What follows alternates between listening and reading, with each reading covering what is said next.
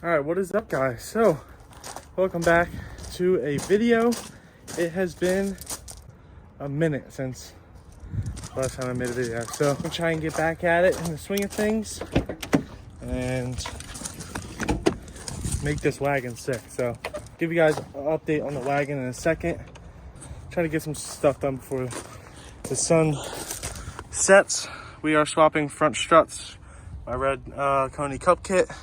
Swapping these onto the wagon because it has coilovers in the front. I already swapped the rears, and those coilovers ride like dog shit. So this thing's just sitting here looking shitty, and I'm gonna part it out soon.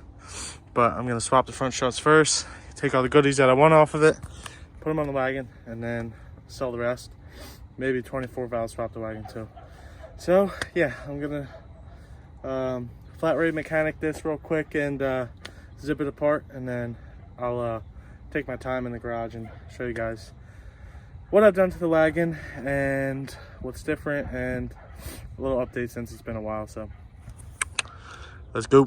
All right, about 20 minutes later or so, both front struts out. These are Koni oranges, neuspeed springs, newer strut mounts. Sorry if I'm out of breath, I'm sweating. So what I'm gonna do is put my spring compressor on these, because one of them made a noise. So I'm gonna spring compress it real quick, make sure the torque is where it's supposed to be, pop these old ones out, and then probably leave the GTI like that for a little bit, and then throw them in, and this thing should ride so much better. And then we have a little upgrade that we're gonna do as well. We have a rear sway bar to put in, so that's going to stiffen up the rear a lot and make this thing bad ass for a wagon, at least. This thing is so slow. I need a power adder or a different motor. Kind of want to do a different motor. Power adder I already had and I sold, so there's kind of no point for that one. But yeah, these are my tools I need. Zip this shit off, put that shit on, correct it, and drive it, because this thing drove like shit. It literally was so bad. I wish I took a video before, but. And then maybe we'll do some other upgrades, swap some stuff from the GTI, maybe the pedals and stuff like that. So this is a part swap video, so stay tuned.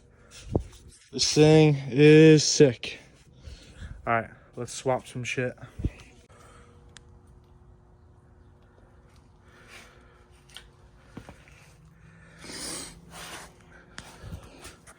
One side done, I'm going to prep the side.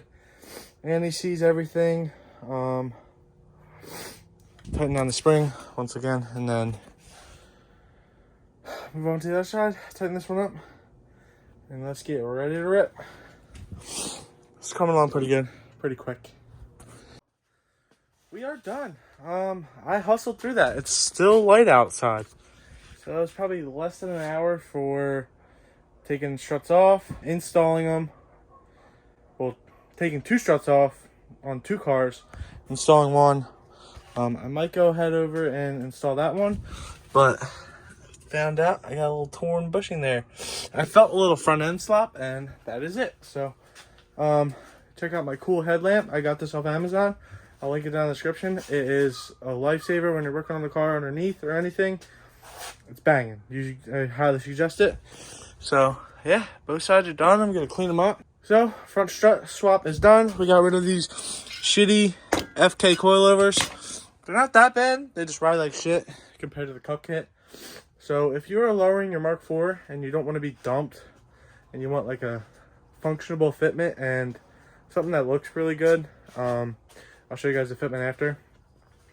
I suggest a cup kit. It's like so much better. So yeah, and right in front of me here, I got a little sneak peek of what we're doing probably next video. So right here, we got anniversary / GLI, whatever, big brake upgrade kit. So this is your budget friendly big brake kit.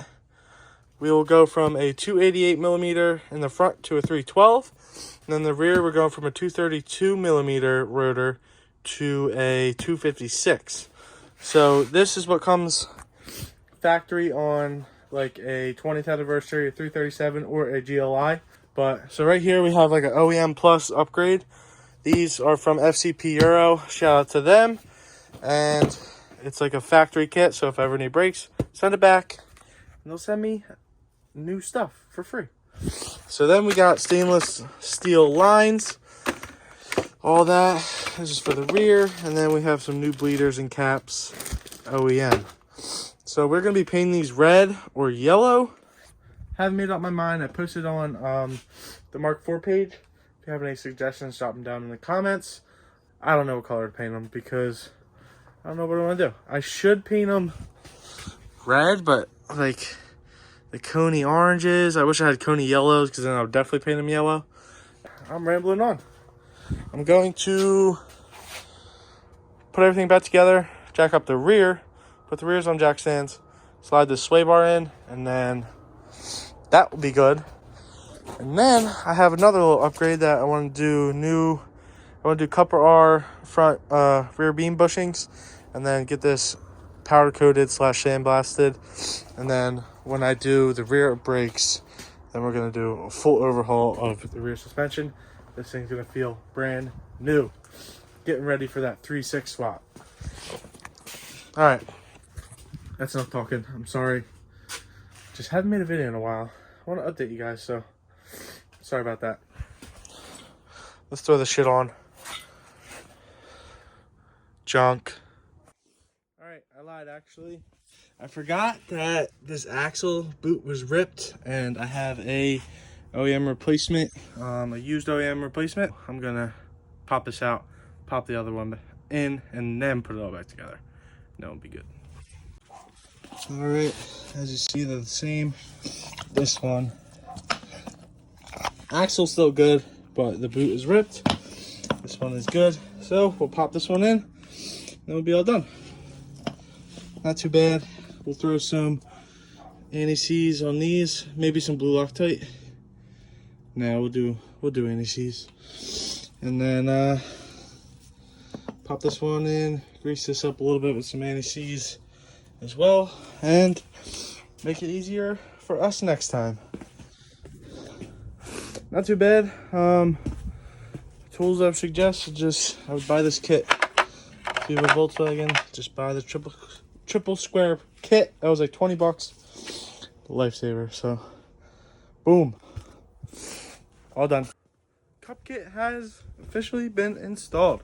So the reason why I didn't say that I was doing the rears is because I already did them a while back. But so the fitment, you know, it's not dumped. It's got like 3 fingers, which these still need to settle, honestly. These only have probably 2,000 miles on them, if that. Maybe even less, honestly. So with as much as I drive this thing, those will settle down a little bit. Like Jessa's car took almost 5,000 miles to settle, and now it's settled and it looks a little bit lower. So it's pretty badass, I'd say. And now I'm tackling throwing on the sway bar. So it looks like it's just 2 bolts and 2 straps. So it's 2 straps like so. Hopefully they don't break. And then these 2 clamps go around these bushings. And then we'll figure out where the bushings go. And we'll throw it on. And this thing will be it'll be a little bit less body roll, which is nice. Because this thing's got a lot. Because she's a big bitch. I need to fix this crooked exhaust too. I need to drop it back off to him. He said to drop it off. I just haven't got around to it. So the rear sway bar is out. I mean, the rear beam is dropped. There's no rear sway bar. From the factory, there's just a stabilizer bar inside the rear beam.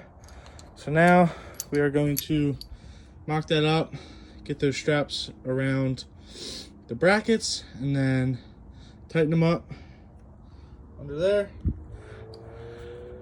Jack the rear beam up, and then reinstall, and we should be good. It's kind of hard to film one single-handed, so you're just gonna have to see the finished product. So Let's do it. All right. So, rear sway bar has been installed. Pretty simple. Just bands right there, bushing, and yeah, that's about it. Pretty sure that's the right way. That's the only way that makes sense to me, I would assume. Yeah, but the bushings are the same. And sits in that little groove, So yeah, I'm gonna hit my buddy up to confirm, but she's looking good. So basically, this thing should handle a lot better. That got rid of, should have got rid of the rear sway, obviously. This thing should feel a lot better. I'll definitely take you guys along with me for a rip real quick on my favorite road, and then we'll see how she feels.